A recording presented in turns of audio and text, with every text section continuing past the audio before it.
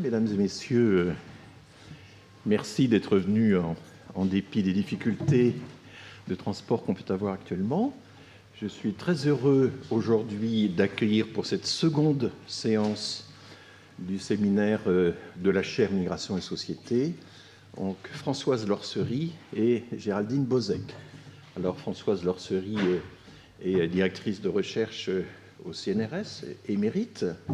Elle a passé beaucoup de temps à travailler à la croisée des études sur l'éducation, des études sur les migrations. C'est une politiste, mais enfin c'est bien plus qu'une politiste. Elle est sociologue, elle connaît très bien le monde arabo-musulman. On lui doit un certain nombre de publications tout à fait passionnantes. Il y a notamment un livre sur la question ethnique à l'école, qui est la façon dont j'ai fait la connaissance de Françoise, parce que c'est un livre absolument formidable, qui n'a pas vieilli, qui commence, je ne sais pas de quand il date, années 90 par là, 2003, voilà, mais qui est un livre vraiment de référence, parce qu'il commence, et ça c'est la marque de fabrique de Françoise, commence par exposer de façon extrêmement claire toutes les théories en présence sur ces questions-là, et ça n'est pas facile. Donc une longue expérience, non seulement de recherche, mais aussi d'expérimentation de nouvelles formules dans les établissements scolaires, ou les établissements, donc essentiellement dans les académies du sud de la France. Donc une dame qui a beaucoup d'expérience, pour qui j'ai beaucoup de respect, je dois dire. Géraldine Bozec, nous nous connaissons depuis qu'elle a été une des lauréates de la Fondation pour les sciences sociales, dont je m'étais occupé tout à fait à sa création. Et elle est maintenant donc chercheuse à l'URMIS. L'URMIS, c'est l'unité de recherche migration et société. D'ailleurs, quand j'ai créé le nom de ma chaire, enfin j'ai proposé le nom de ma chaire Migration et Société, j'ai plagié en fait sans même y réfléchir le nom de l'URMIS, l'unité de recherche Migration et Société, qui est une des deux, avec Migrinter à Poitiers, une des deux grandes unités de recherche sur les migrations en France, partagée entre l'université Paris Diderot, qui est maintenant incluse dans un ensemble plus vaste, l'université de Nice, qui est maintenant l'université Côte d'Azur, c'est ça, et c'est là que Géraldine officie, mais il y a aussi d'autres organismes, et le CNRS évidemment est partie prenante. Donc nous avons là deux chercheuses qui occupent des positions tout à fait centrales dans la recherche sur les migrations, et c'est un très grand plaisir que je vais leur donner la parole. Nous allons commencer par Françoise, si tu veux bien t'installer. À toi la parole. Bonjour à tous et merci à François pour cette invitation à son séminaire. C'est vraiment pour moi une chose nouvelle et j'espère que je vais bien maîtriser en plus mon ordinateur. Je n'ai pas l'habitude du tout de parler sur un écran, mais je n'ai pas pu tirer mon exposé, ce qui fait que je vais devoir le maîtriser à l'écran. Je vais donc vous parler de un sujet que je vais d'abord expliquer, la doctrine française de l'intégration. Comment et pourquoi a-t-elle évolué et quelle déclinaison elle a à l'école? Ma question de départ est la diversité socio-ethnique est-elle prise en compte dans l'école française et sous quelle forme? C'est une question que nous avons posé collectivement en fait, dans un réseau qui s'appelle le Réseau international éducation et diversité, un réseau qui réunit des chercheurs du Québec, de la France, de la Suisse romande et de la Belgique wallonne, pour un livre qui va paraître incessamment au PUR et où Géraldine est auteur aussi. Une façon de répondre à la question, c'est de se demander quels sont les grands encadrements qui organisent la prise en compte de la diversité dans les pays et à partir de quoi les praticiens dans les écoles en particulier, puisque c'est de ça qu'on parle aujourd'hui, sont légitimes à concevoir et à mettre en œuvre des pratiques, à partir de quoi les inspecteurs inspectent, à partir de quoi les formateurs forment, etc. Et en l'occurrence, donc, qu'est-ce qu'il en est en France? Une autre dimension de ma question, dont je ne traiterai pas, serait qu'est-ce que la diversité socio-ethnique fait à l'école? Comment est-ce qu'elle impacte l'école et sous quelle forme? C'est une autre question dont je ne parlerai pas.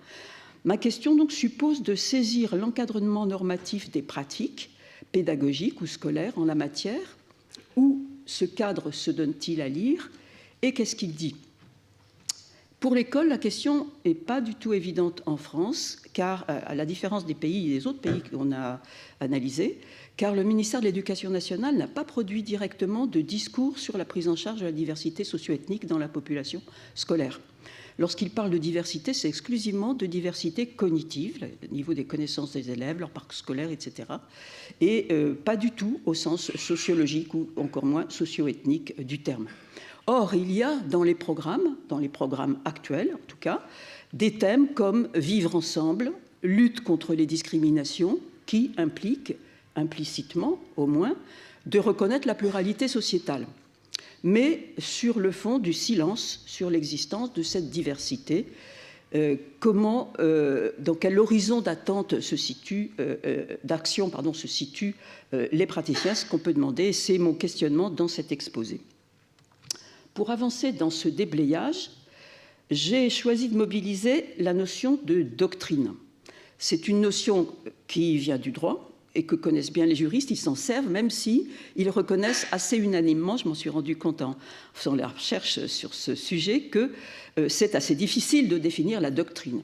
En tout cas, ce qui est sûr, c'est qu'on distingue la doctrine de la science du droit, d'une part, et de la jurisprudence de l'autre.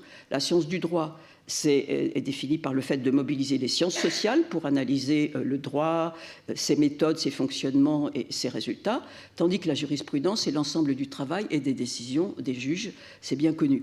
La doctrine, alors, je me suis appuyée sur un article de Jacques Chevalier qui, me semble-t-il, donne un cadrage utile pour nous, dans un article dans la revue Droit et Société, 2002. J'ai la slide de bibliographie à la fin. La doctrine, dit-il, est alimentée par des auteurs qui ont de l'autorité. Ils ne font pas autorité, mais ils ont une certaine autorité, une certaine capacité d'influence. Elle n'a pas la même posture et pas la même perspective que la science, car elle participe au processus de production du droit. Elle n'est donc pas à distance de la production normative, elle l'infléchit, elle se situe dans le processus de production du droit. Je cite Chevalier, il s'agit d'apporter une contribution, il s'agit pour la doctrine, d'apporter une contribution de toute première importance au bon fonctionnement de l'ordre juridique par un travail de mise en cohérence, d'élimination des dissonances, de résorption des contradictions. Ce faisant, la doctrine fait œuvre dogmatique et contribue à la production de la normativité juridique. Fin de citation. Donc la doctrine participe au processus de production des règles. Et comment? De 4 manières selon Chevalier. Par une activité d'interprétation des règles, donc elle produit du sens pour les règles qui existent, la réglementation. Elle fait un travail de systématisation des règles. Elle produit de nouvelles représentations de ces règles et elle participe directement à l'élaboration d'une nouvelle norme. Donc dans le travail doctrinal, les aspects descriptifs et normatifs, constatifs et performatifs sont étroitement mêlés, voire indissociables. C'est encore une citation de Jacques Chevalier. Qu'est-ce qu'il en est maintenant des discours politico-administratifs relatifs à l'intégration et à la pluralité socio-ethnique? En ce domaine aussi, on peut distinguer de la science, des approches qui se veulent scientifiques, sociologie de l'intégration, psychologie sociale, des rapports entre groupes, analyse des politiques publiques, d'intégration des villes, analyse des politiques de lutte contre les discriminations, etc., etc. Donc des approches scientifiques, d'une part, de l'action publique aussi, des circulaires, des discours d'inspection, etc., des représentations profanes et, c'est mon hypothèse, un travail doctrinal mené par des personnes qui ont de l'autorité, c'est-à-dire qui ont une certaine influence, à défaut d'être obéis. Ils ne sont pas dans la chaîne hiérarchique.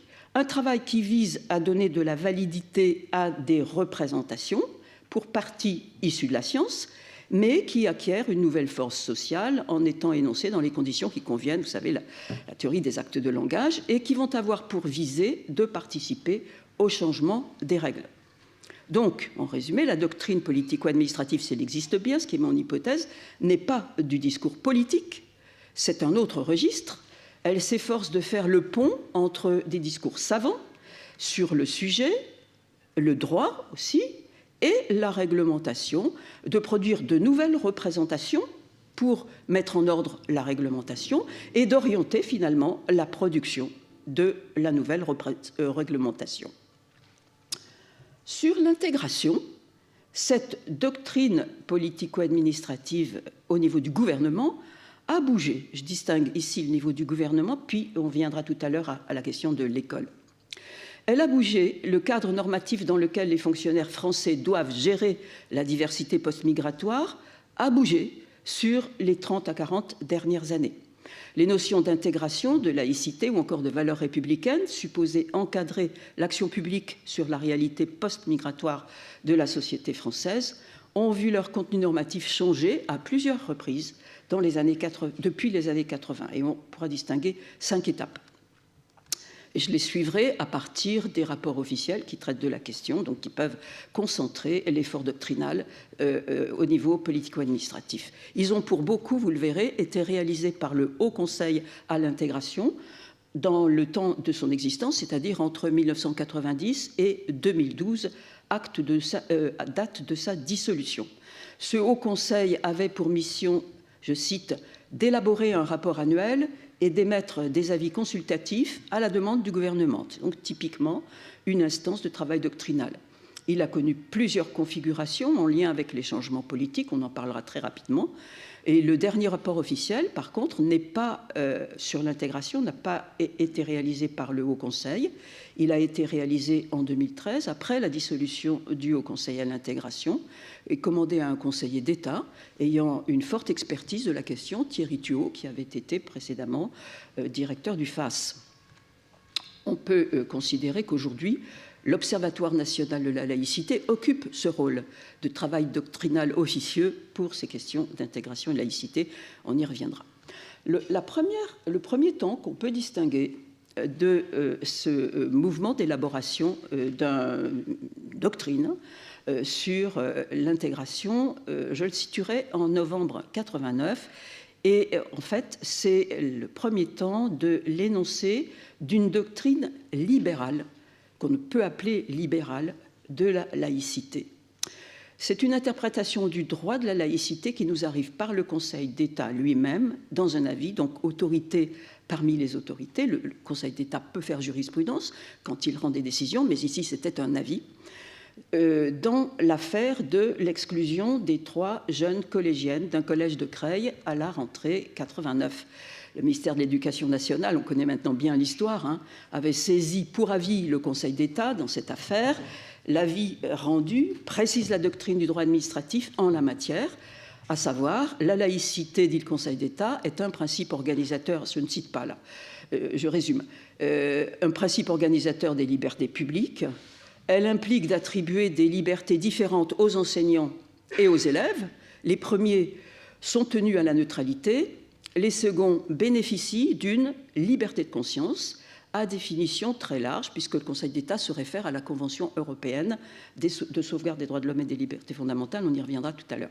Le Conseil d'État en tirait cette solution, je cite maintenant, « Il résulte de ce qu'il vient d'être dit que dans les établissements scolaires, le port par les élèves de signes par lesquels ils entendent manifester leur appartenance à une religion n'est pas par lui-même incompatible avec le principe de laïcité, dans la mesure où il constitue l'exercice de la liberté d'expression et de manifestation de croyances religieuses. C'est-à-dire, il n'est pas contraire à la laïcité puisqu'il constitue l'exercice de la liberté d'expression. Laïcité couplée avec liberté d'expression et de manifestation des croyances. Voyez, l'avis surprit l'ensemble du monde politique et intellectuel. Cette vision libérale de la laïcité française n'était pas celle que le monde entier considère comme la laïcité française, à savoir une version autoritaire et contraignante de la liberté d'expression.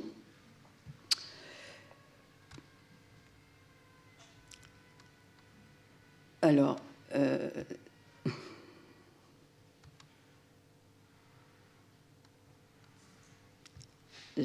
Excusez-moi, je recherche ma page.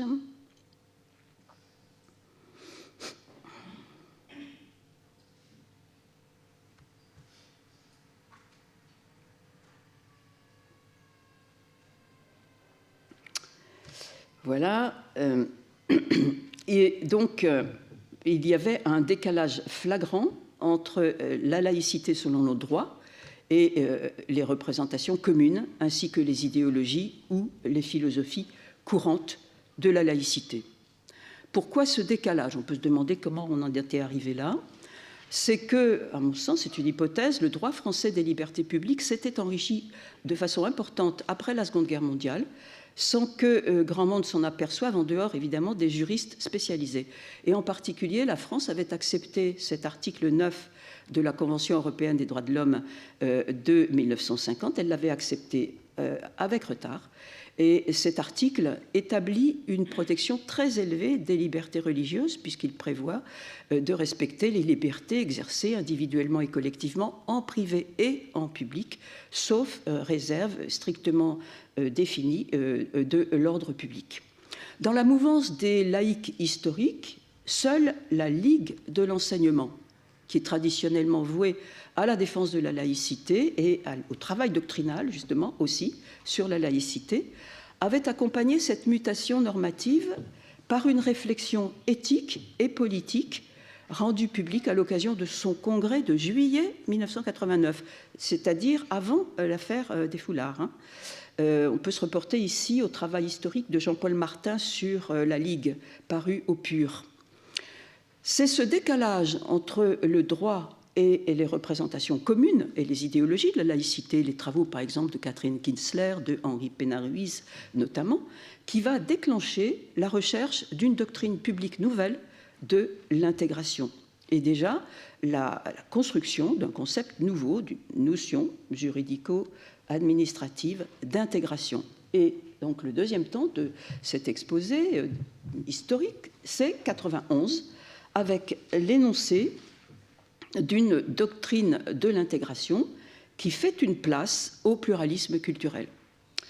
Le mot d'intégration était déjà arrivé dans l'espace médiatique français au début des années 80, dans les années 83-84, avec les manifestations des descendants des immigrés maghrébins, algériens principalement, et nationaux français pour une bonne part déjà, lorsqu'ils firent irruption dans l'espace public avec une demande, vous vous souvenez, la marche des 10 beurs, une demande apparemment simple qui était égalité et dignité.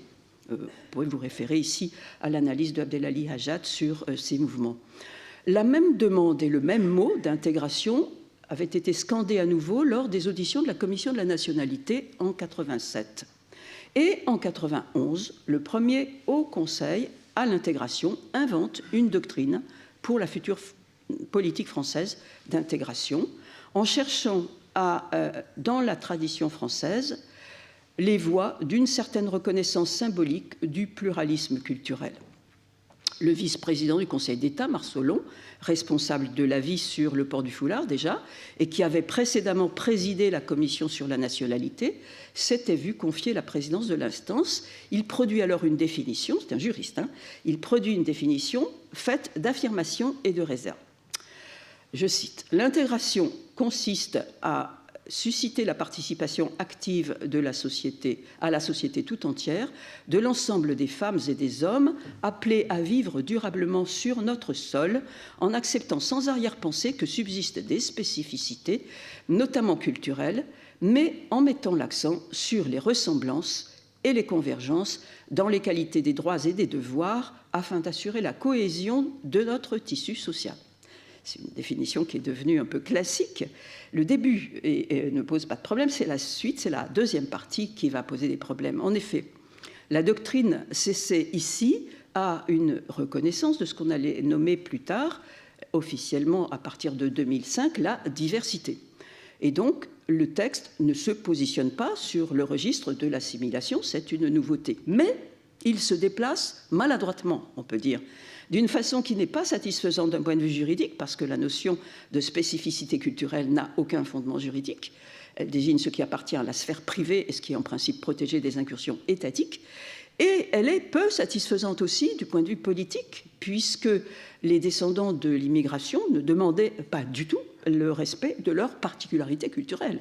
Ils demandaient égalité et dignité, c'est quand même bien différent. Le texte laisse donc transparaître finalement une vision identitaire de l'intégration, qui concordait avec les représentations sociales majoritaires, mais moins avec le droit républicain, au risque de renforcer l'idée que l'immigration musulmane, puisque c'est à elle qu'on pensait, était un corps étranger dans la nation. En évitant le communautarisme, on en charriait quelque part la perspective. Le troisième temps de l'évolution est une innovation tout à fait remarquable dans le droit français. 98, l'intégration est requalifiée en lutte contre les discriminations et on débouche sur une définition réciproque de l'intégration. Donc le discours ici change sensiblement. C'est en octobre 98, par un discours de Martine Aubry, que le gouvernement a décidé de reconnaître l'existence des discriminations qu'on appelait à l'époque raciales. Le rapport 1998 du Haut Conseil à l'intégration, qui titrait sur la lutte contre les discriminations, avait précédé cette décision. Et on voit bien ici à l'œuvre la préparation doctrinale effectuée par ce Conseil. Élaboration de nouvelles représentations, préparation à de nouvelles décisions. Le Haut Conseil posait cette définition de la discrimination, c'est toute action ou attitude qui conduit à situation de départ identique, à un traitement défavorable de personnes du fait de leur nationalité, origine, couleur de peau ou religion, qu'une intention discriminante soit ou non à l'origine de cette situation. La définition s'est aujourd'hui enrichie de nouveaux critères, mais la structure demeure, et ce qui est important, je vous le rappelle, c'est que ce n'est pas l'intention qui fait la discrimination, c'est le traitement reçu par les gens comparativement à d'autres. La décision gouvernementale, comme le rapport, faisait suite à la mise en évidence statistique, ce côté scientifique de la nouvelle doctrine, des discriminations à l'emploi à l'encontre notamment des jeunes d'origine algérienne, puisque c'était les seuls pour lesquels, à l'époque, la statistique pouvait fonctionner. La lutte contre les discriminations devint alors un axe doctrinal de la politique d'intégration. Ce changement s'accompagnait forcément d'une redéfinition de la cible du problème de l'intégration. Dans l'approche intérieure, la cible de la politique d'intégration, c'était les travailleurs immigrés et leurs familles qu'il fallait aider à s'intégrer dans la société. L'approche nouvelle était forcément plus complexe. Sans négliger les premiers bénéficiaires, la cible se déplaçait en direction des jeunes et de la société majoritaire. Et de fait, les sources de la discrimination sont dans la société majoritaire ou dans les fonctionnements des institutions. On postulait dès lors une définition réciproque, possiblement, et aussi une définition systémique de l'intégration, en accord d'ailleurs avec les productions doctrinales des institutions européennes qui postulaient explicitement cette dynamique de réciprocité. Bon, la lutte contre les discriminations, vous le savez bien, est toujours sur l'agenda. Des directives européennes sont venues aiguillonner la volonté gouvernementale. Je cite simplement la directive, une des premières, la directive 2043 du 29 juin 2000, dite directive RACE, relative à la mise en œuvre du principe de l'égalité de traitement entre les personnes sans distinction de race ou d'origine ethnique. Elle demandait la mise en place d'une instance indépendante pour garantir la pérennité de cette lutte contre les discriminations, et ce fut, un peu plus tard, la HALD, aujourd'hui fondue dans le Défenseur des droits. La décennie 2002-2012 apporte des changements dans ce travail doctrinal. C'est une décennie pendant laquelle la droite est au pouvoir, aussi bien au gouvernement qu'à la présidence de la République. Elle va corriger autant qu'elle peut la doctrine de l'intégration dans un sens assimilationniste et énoncer une nouvelle laïcité. Les gouvernements orientés à droite n'ont pas maintenu la priorité à la non-discrimination. Ils adoptèrent à l'égard de la lutte contre les discriminations une politique que Virginie Guiraudon qualifie comme une politique de l'esquive. Et ils reciblèrent, je trouve que le terme est bien adapté, ils reciblèrent la doctrine de l'intégration sur les migrants, en l'identifiant à leur assimilation, et le mot revint à ce moment-là dans l'espace public après une longue absence liée à son usage colonial. Il n'avait pas disparu du droit de la nationalité, mais il n'était plus employé publiquement. L'intégration-assimilation est ainsi le troisième état du modèle français de l'intégration dans la période étudiée. Dans cette version, la politique d'intégration a pour objet spécifique d'accompagner l'introduction des migrants dans la société où ils sont reçus et de veiller à la dispersion spatiale et à l'assimilation culturelle des populations d'immigrés, comme on dit dans le rapport du Haut Conseil à l'intégration de 2011. Le contrat d'accueil et d'intégration, généralisé et rendu obligatoire en 2006, fut l'instrument privilégié de ce recentrement de la politique d'intégration sur les primo-migrants. Mais c'est en matière de laïcité que la doctrine de cette période effectua le revirement le plus spectaculaire. Aucun gouvernement n'avait pris sur lui d'assumer explicitement la valeur libérale de la laïcité de droit, énoncée en 1989 par le Conseil d'État, et de l'expliquer aux Français. Et à l'inverse, la formulation des années 2000 va bénéficier d'une très importante publicité politique et médiatique sous le label de « nouvelle laïcité ». La formule apparut d'abord dans le titre du rapport rendu par François Baroin au chef de l'État au printemps 2003 pour une nouvelle laïcité, et dans la foulée, l'expression servit de label dans l'entreprise politique conduite pour faire changer le droit applicable, au moins à l'école, en matière de signes religieux. Elle allait être ensuite abondamment reprise. Dans cette campagne, la laïcité fut associée, c'est le nouvel choix de cette doctrine, à l'identité nationale, et le hijab identifié comme signe politico-religieux, manifestant un rejet de cette identité et une autodiscrimination. Ces termes sont d'abord dans le rapport Baroin et également dans une circulaire dont on parlera tout à l'heure, la circulaire Bayrou pour l'école, et se retrouvent dans le rapport Stasi, remis le 11 décembre 2003 au chef de l'État, rapport sur l'application du principe de laïcité dans la République. La campagne déboucha, on le sait, sur le vote de la loi du 15 mars 2004 qui interdit aux élèves de porter des signes religieux.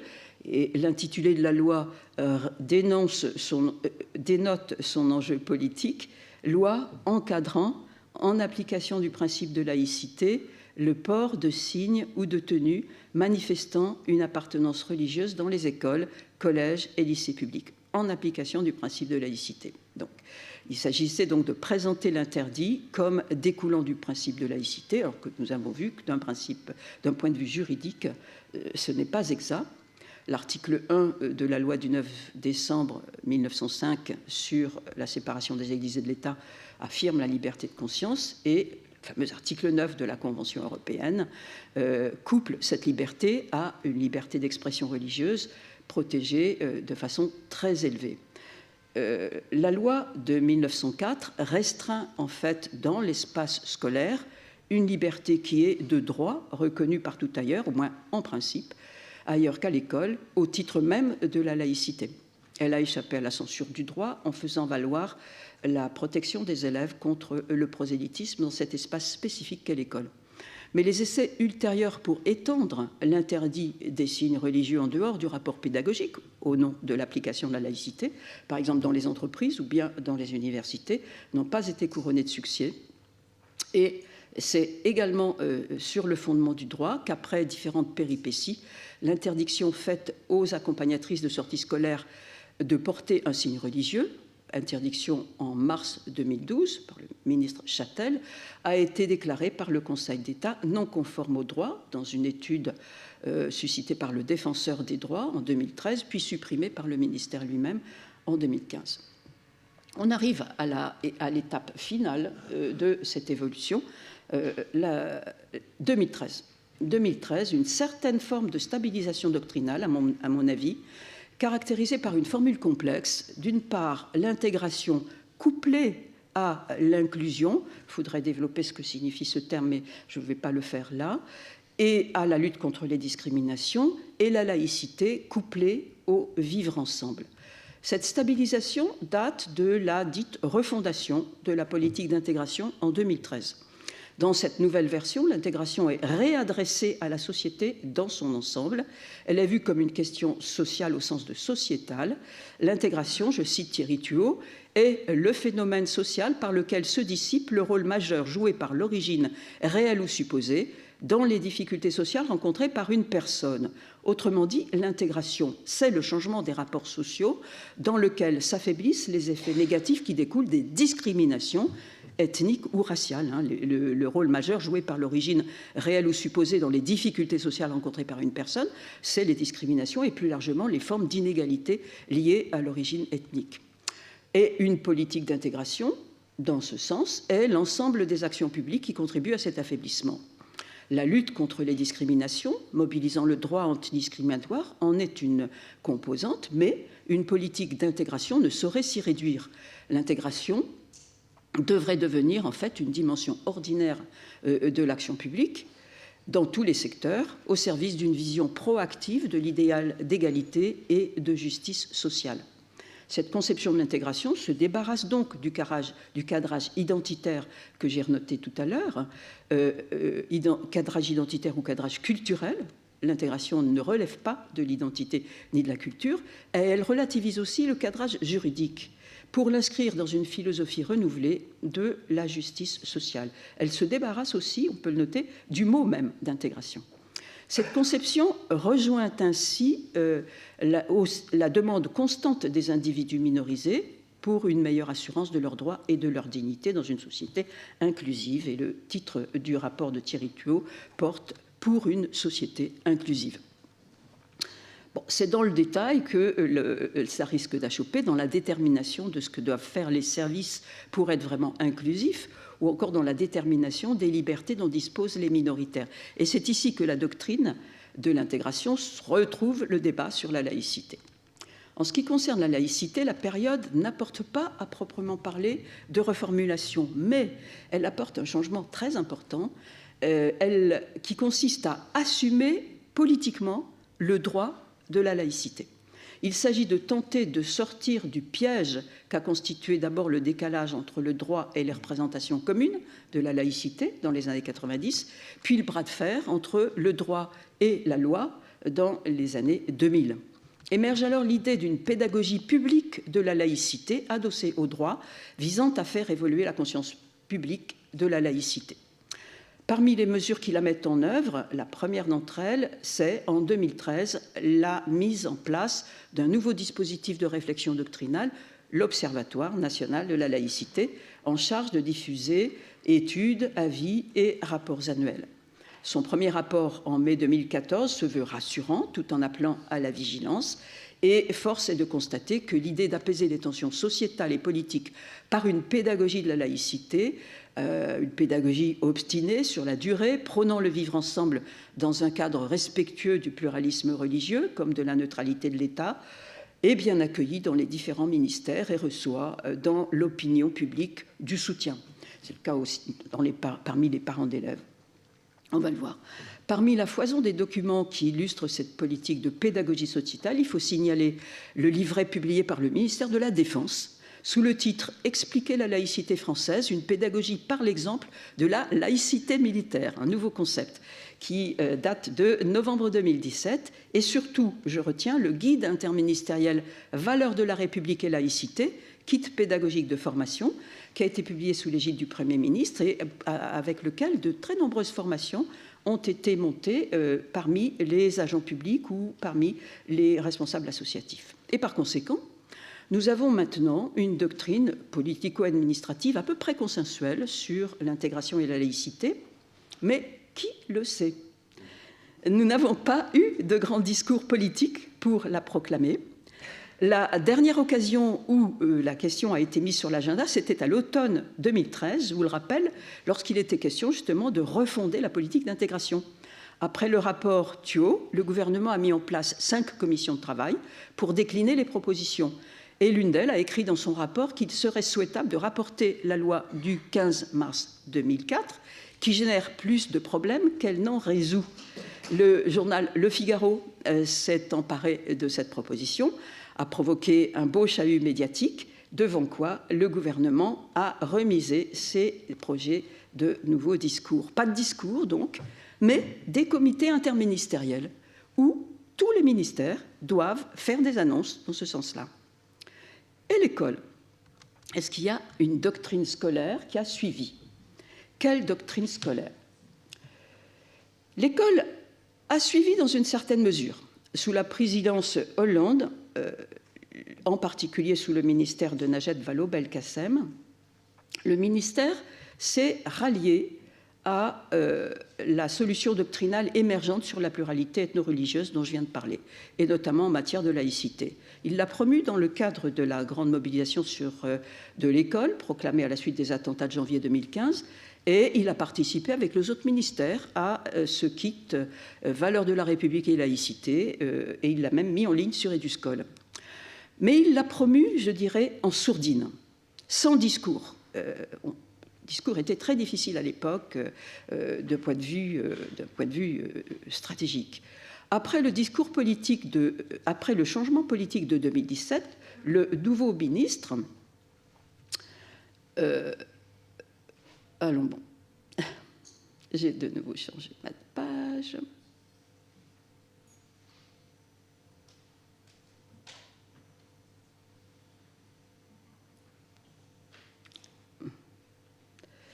Excusez ma maladresse, je reviens. Voilà.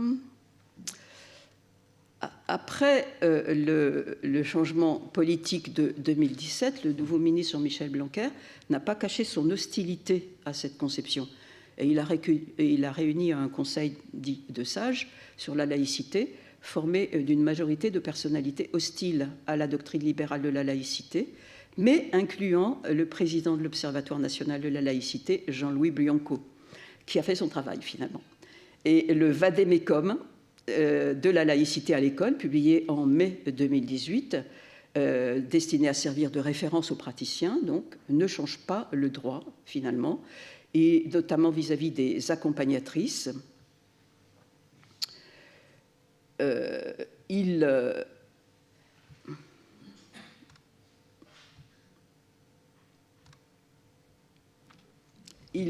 Malgré des déclarations contraires.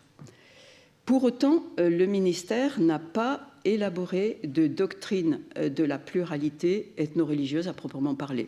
En fait, il s'y était clairement refusé dans les années 80, je vais y venir rapidement, encore une fois dans les années 90, puis en 2010-2012, il y a eu carrément une forte offensive pour qu'il adopte une position clairement anti-libérale de la laïcité. Cette tentative a échoué et aujourd'hui, sans doctrine, le ministère rejoint bon gré mal gré la position gouvernementale commune.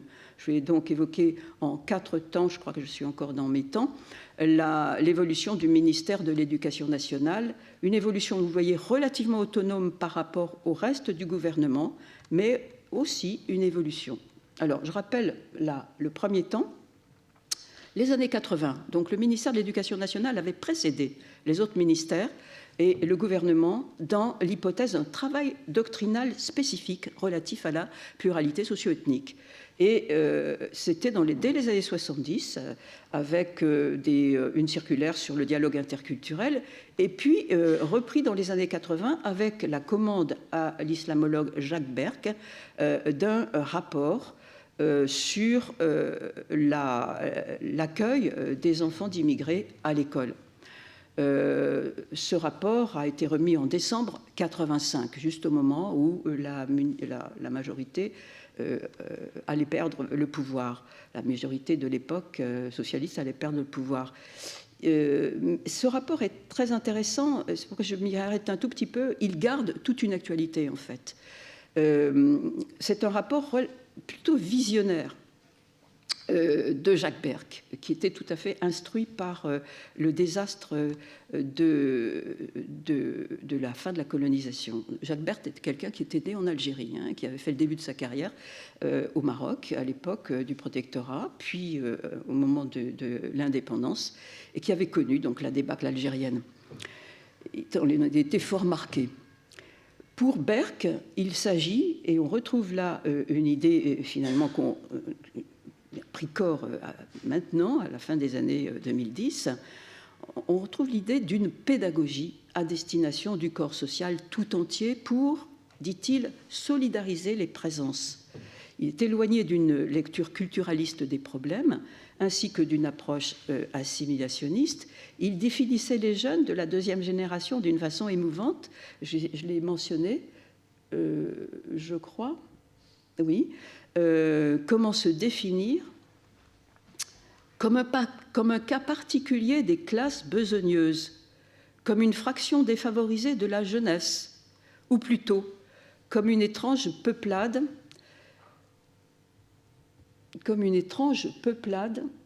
projetée d'un ailleurs qui s'estompe vers des terroirs incertains et des lendemains bâillonnés. Au vrai, ces jeunes, ils sont leur interrogation même. Berck invitait dès lors à reconnaître non pas les supposées différences qui versent, dit-il, dans le folklorisme ou le paternalisme, mais le changement sociétal dans sa complexité. Ce qu'il osait nommer, et à présent ça prend tout un sens, la dimension islamo-méditerranéenne de la France. À l'époque, c'était absolument pas compréhensible, je crois. La proposition n'eut pas de suite, en fait. Le gouvernement tomba et on n'en retrouve pas trace dans les travaux du Haut Conseil à l'intégration en 91, dont la doctrine de l'intégration, 6 ans plus tard, s'empêtre, vous vous en souvenez, dans l'idée qu'il faut reconnaître les différences culturelles tout en respectant la tradition républicaine d'inspiration assimilationniste. Le ministère de l'Éducation nationale choisit de couper court à l'idée de faire quelque chose pour que le changement de la population scolaire soit répercuté dans l'école. On réaffirma le principe d'unité de traitement et dès lors les mots immigrés, enfants d'immigrés, interculturel, diversité au sens ethnoculturel et a fortiori différence sortirent du vocabulaire autorisé. Années 90, autre recul et autre refus. Dans ces années-là, les efforts libéraux pour reformuler la laïcité, pour donner une doctrine de la laïcité qui respecte les libertés, ne sont pas repris dans l'école. Et même, ils trouvent une opposition assez forte, ni non plus l'idée de discrimination institutionnelle. Ces idées, pourtant, avaient été soutenues par un travail intéressant, en particulier le travail de la Ligue de l'enseignement, une autorité en matière de laïcité, de façon indubitable, travail auquel sont associés les noms de Michel Morinot d'abord, puis Pierre Tournemire, un travail qui dure depuis des décennies puisqu'il avait été amorcé dès 1984, dès le rejet, l'échec de la loi Savary sur le nouveau service public de l'éducation. Un travail donc au long cours, animé par l'équipe centrale de la Ligue, avec des productions doctrinales significatives et un site dédié à cette doctrine de la laïcité. Ce n'est pas relayé par le discours ministériel. Un autre apport évincé, c'est celui de la lutte contre les discriminations. Dans le chapitre École du rapport 1998 du HCI, il était consacré à la lutte contre les discriminations qui prennent une dimension systémique à l'école. Le chapitre reposait sur des travaux sociologiques, donc sur des travaux savants disponibles, non douteux, mais là non plus, pas d'écho dans l'espace scolaire. Et l'avis du Conseil d'État en novembre 89 sur la liberté d'expression religieuse des élèves avait été répercuté, avait trouvé une traduction dans la circulaire ministérielle qui a été prise à la suite. C'était impossible de faire autrement. Mais dès la rentrée 94, une circulaire, la circulaire Bayrou, j'en parlais tout à l'heure, vint requalifier le port du foulard islamique à l'école en en faisant une forme de rejet de, je cite, l'idée française de la nation et de la République, circulaire de septembre 1994 de François Bayrou, dit circulaire sur les signes ostentatoires. Ce sont ces signes, dit le texte, des signes ostentatoires en soi, dont la signification est de séparer certains élèves des règles de vie commune de l'école, et qui sont, je cite encore, en eux-mêmes des éléments de prosélytisme. Donc, quelle que soit la conduite des élèves par rapport à l'ordre scolaire, ils sont en eux-mêmes des signes de prosélytisme. C'est une interprétation du symbolisme des signes à laquelle s'était refusé jusque-là le Conseil d'État et à laquelle il se refuse toujours. Troisième temps de cette évolution, les années 2000-2012, qui vont voir d'abord, côté ministère, une sorte d'effort pour rattraper la violence symbolique de la loi de 2004. Cet effort n'a pas été vraiment vu dans l'opinion publique, mais il a bel et bien existé. Puis surtout, sous la présidence Sarkozy, une offensive en faveur d'une doctrine antilibérale de la laïcité, venant de la mission pédagogie de la laïcité créée au sein du Haut Conseil à l'intégration en 2010 et jusqu'à 2012, mission présidée par un inspecteur de l'éducation nationale, Alain Sexy. La campagne pour l'interdiction des signes en 2003 n'avait pas été conduite, c'est quelque chose qu'il faut remarquer, par le ministère lui-même. Ces cadres n'étaient majoritairement pas sur la ligne nationaliste, voire anti-musulmane, qui prévalait à l'époque. La circulaire d'application de la loi de 2004 est à remarquer justement pour l'effort qu'elle fait pour affirmer une éthique de l'invisibilité religieuse qui ne soit pas chargée de mépris pour les élèves et pour les familles. Il s'agissait finalement de contrebalancer la violence symbolique pour l'école de l'épisode et de la loi elle-même, qui avait quelque chose de choquant au sein de l'école. Le long préambule, tout en étant attendu quand même, c'est le vrai, mais le long préambule de la circulaire est à remarquer, il s'intitule « Les principes » et il pose un cadre normatif qui tend à présenter l'interdiction sous un jour positif. L'exigence imposée aux élèves, explique le préambule, est le départ d'une nouvelle exigence pour l'école, pour tout le monde. La circulaire reconnaît non seulement la liberté de conscience des élèves, mais l'exercice individuel et collectif de la liberté de conscience. Et elle affirme, je cite, une lutte déterminée contre toutes les formes de discrimination dans l'espace scolaire, ainsi que l'impératif, je cite, de travailler à la connaissance réciproque, y compris en matière de religion, en faveur d'un vouloir vivre ensemble, Ce sont des expressions tout à fait nouvelles dans la réglementation scolaire. La réglementation incitative ici, non décisionnelle.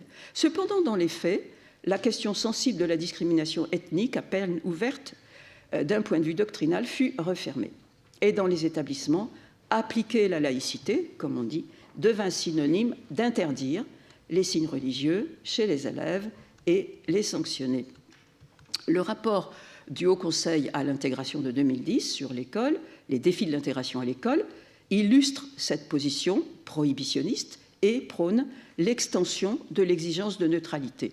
Il défend notamment la création d'un nouveau statut de droit public, celui de collaborateur du service public destiné aux mères accompagnatrices, statut qui a été donc refusé, considéré comme non légal par le Conseil d'État.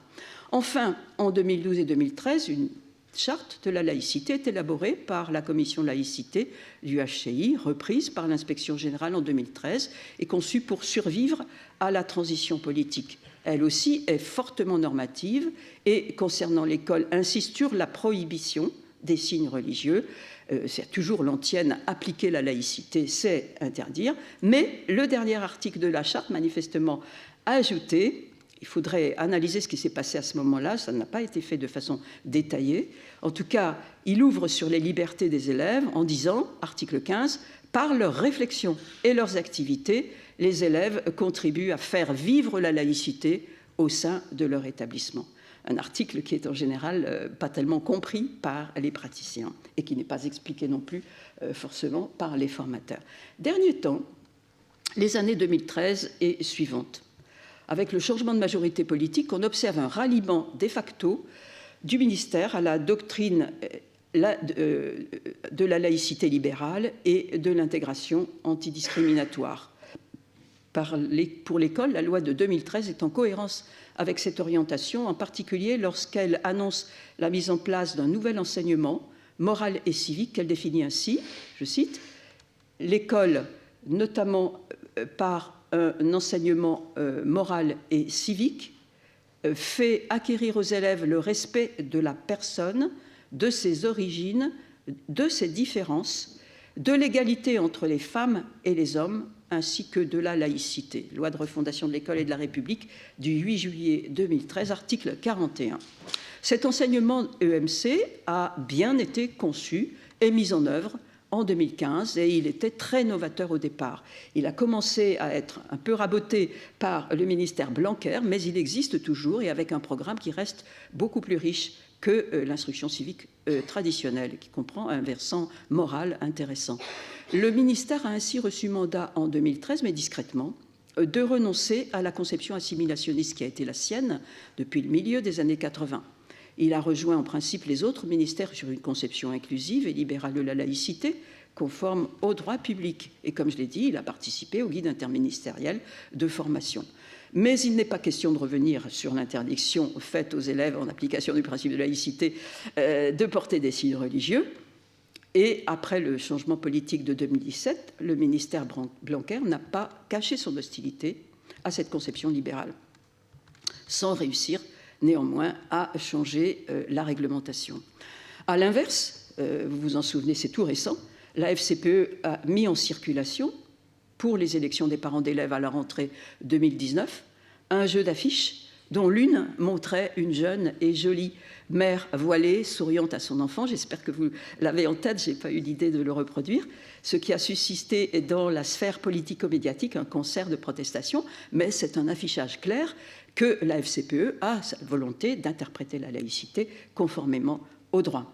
En fait, en l'absence d'un discours politique clair et audible sur ces questions, l'institution scolaire cultive sa marge d'autonomie. À la différence de l'armée, elle ne s'est pas dotée d'une doctrine de la diversité de son public et elle entretient, c'est plus grave, le flou chez ses agents, ce qui est lourd de conséquences au quotidien. Conclusion. Cette doctrine, la doctrine gouvernementale de l'intégration, n'est pas figée, contrairement à ce que dit l'expression le modèle français de l'intégration. Il n'y a pas de modèle français de l'intégration. Cette idée est une construction sociologico-idéologique ou bien idéologico-sociologique, comme on veut. Sur 30 ans, la doctrine a évolué en fonction des options politiques des gouvernements, j'ai tenté de le montrer. Aujourd'hui, elle en est arrivée à une formule qui pourrait être stable sur le fond, car, d'une part, elle est en accord avec le droit, et elle est en accord aussi avec les demandes de base des descendants de l'immigration post-coloniale, ce qui est très important pour une société apaisée. L'intégration est couplée à l'inclusion, c'est-à-dire à un travail des institutions pour adapter leur fonctionnement aux besoins, et à la lutte contre les discriminations. Et la laïcité est couplée au vivre ensemble. Cette doctrine passe-t-elle dans la loi et le règlement? Se décline-t-elle dans les différents secteurs de l'action publique? Dans l'armée, je l'ai dit rapidement, oui. L'armée a adopté une doctrine spécifiée de la laïcité militaire, donc qui est très libérale, et elle a des démarches expressément inclusives vis-à-vis des minoritaires, qui passent par la distribution des barquettes halal, par l'organisation du séminaire, par toute une aumônerie militaire avec des aumôniers musulmans, etc., etc. À l'école, c'est beaucoup plus incertain. Cette doctrine, c'est déjà un pas, n'est plus contredite, mais elle n'est pas non plus expressément dispensée dans les inspects qui préparent les jeunes au concours de recrutement, ni adoptée d'ailleurs dans les concours comme référence. Les références bibliographiques dans les concours continuent à être sur ces questions Henri Pénard-Ruiz, Catherine Kitzler, etc. Donc, la posture répressive à l'égard des expressions religieuses des élèves continue à être adoptée comme la posture typique et elle se réfère, bien entendu, toujours à la loi de 2004 et à la charte de la laïcité. Cette expression, loi de 2004, prise en application du principe de laïcité, produit effectivement des effets à long terme. Donc le ministère n'assume pas la tâche d'élaboration doctrinale de son action dans ce domaine et en résultat les praticiens de tout niveau, y compris les inspecteurs, y compris les formateurs inspect, les formateurs académiques et bien entendu les praticiens, les professeurs dans leur classe évoluent entre incertitude et confusion. Et là, on a déjà une thèse qui le montre sur la laïcité, c'est la thèse de Valérie Orange, qui a été soutenue en 2019 à l'Université de Montréal, une autre en préparation sur la religion, Vanille Laborde, en cours, montre exactement cela. Et voilà, quelques références bibliographiques peu lisibles. Mais ça sera dans le PowerPoint enregistré. Je vous remercie.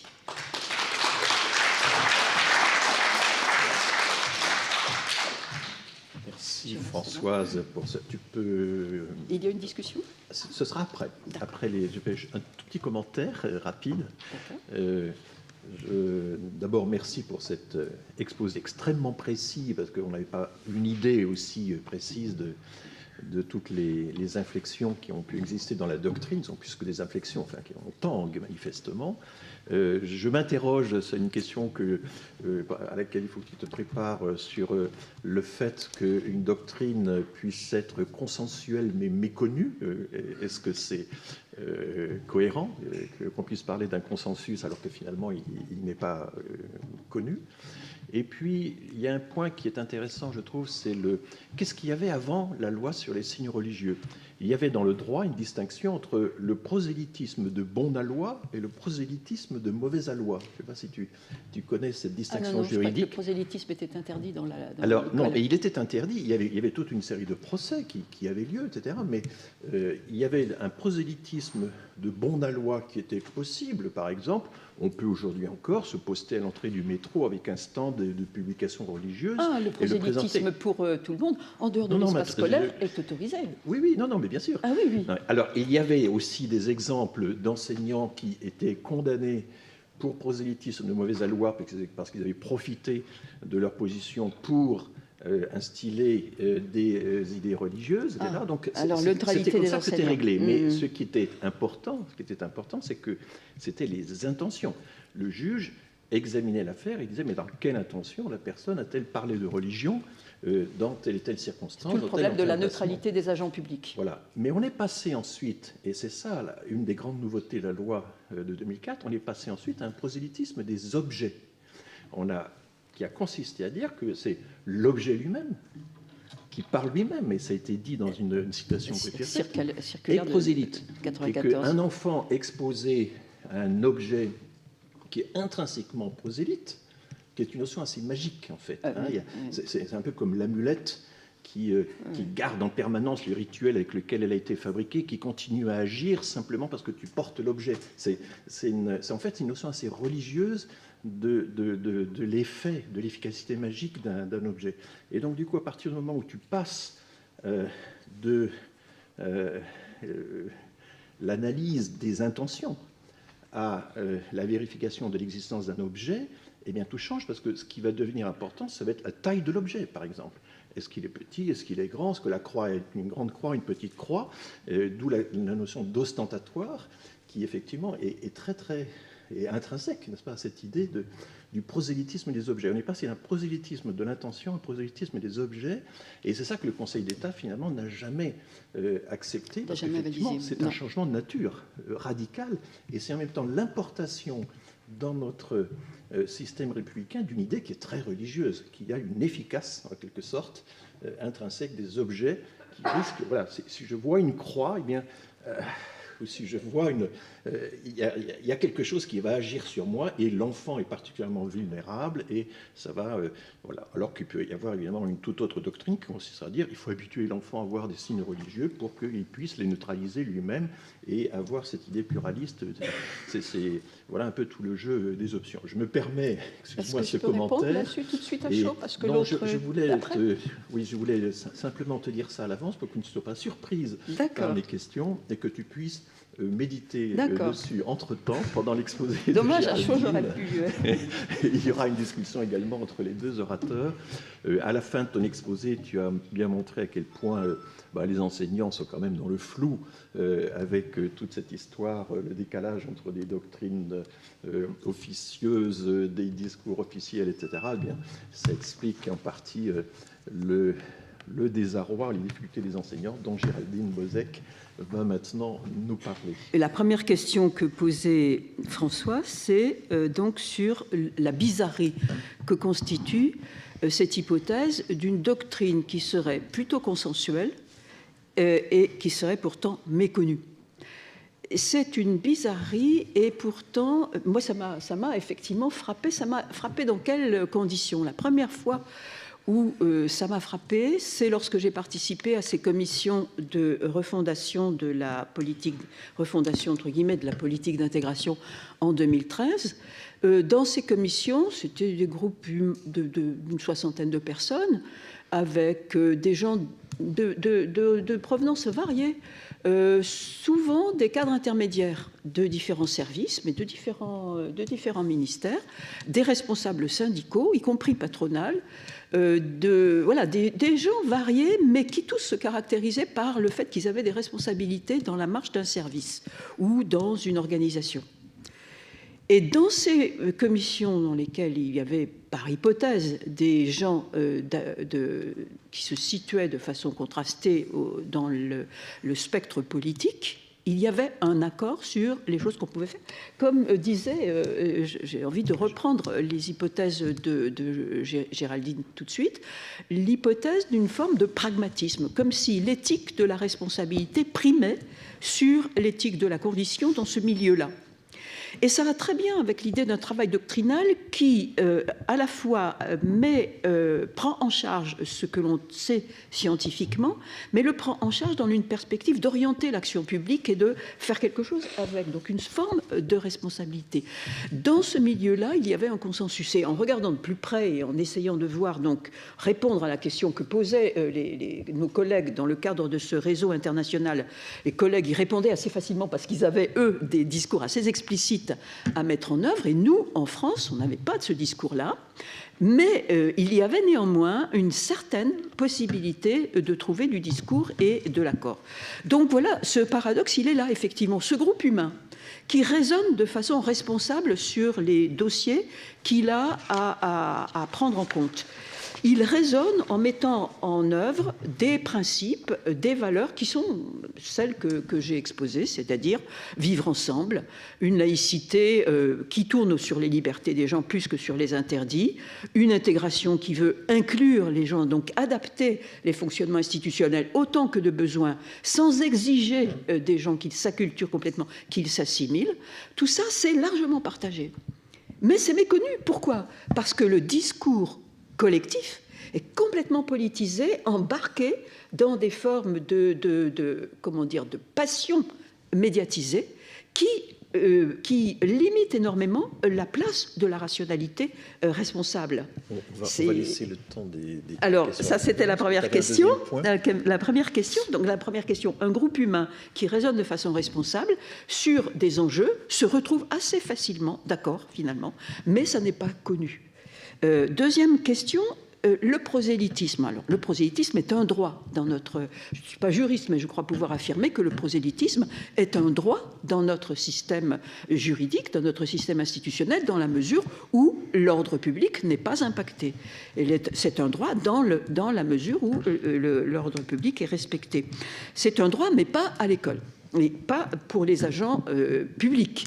Les agents publics, et notamment les agents scolaires, sont tenus à la stricte neutralité. Alors là, c'était un des aspects de la question que posait François. Effectivement, il y a toute une jurisprudence sur la neutralité. Ça consiste à quoi ? Est-ce que les agents publics, tout en étant astreints à la neutralité dans leurs paroles, dans leur comportement, dans leurs vêtements et bien entendu dans ce qu'ils font, est-ce qu'ils peuvent avoir une liberté de conscience et dans quelle mesure ils peuvent la manifester. Ça se discute. Il y a toute une thèse, la thèse de Pierre Langeron, qui porte sur la neutralité des agents publics et leur liberté de conscience. Donc ça se discute, mais ce qui est clair, c'est qu'ils n'ont pas le droit au prosélytisme, en tout éclat de cause. Maintenant, sur les élèves. Les élèves doivent être protégés du prosélytisme des enseignants et des adultes. La nouveauté de notre système, c'est qu'ils doivent être protégés du prosélytisme entre eux. Ça, c'est une nouveauté. Maintenant, la question des signes ostentatoires n'a pas été reprise. Dans la loi, c'est ostensible. C'est une nuance. Mais justement, le Conseil d'État continue à se refuser d'interpréter les signes. On est passé de ostentatoire qui renvoyait à une intention, je veux me montrer, ça non, à ostensible qui ne renvoie pas à une intention, mais qui est perceptible. Perceptible. Bon, c'est très contestable, évidemment, ce déplacement, parce que la perception également est cadrée par des représentations. Elle n'est pas objective, la représentation, elle catégorise. Mais bref, pour faire plaisir aux juristes, on a donc changé ostentatoire en ostensible. Ce qui est certain, c'est que dans le début de la mise en place, de la formulation de l'énoncé de cette version libérale de la laïcité, qui est celle de notre droit, au début, certains conseillers d'État, je pense par exemple à des articles de David Kessler, certains conseillers d'État se sont mis en chemin pour essayer d'avoir une pédagogie à ce sujet en disant « mais on n'a pas le droit d'interpréter les signes ». La laïcité, c'est on n'a pas le droit d'interpréter les signes religieux, on ne les connaît pas comme religieux. Et par conséquent, on ne va pas leur donner un sens. Mais évidemment, ça n'a pas résisté au grand mouvement de politisation de ces questions.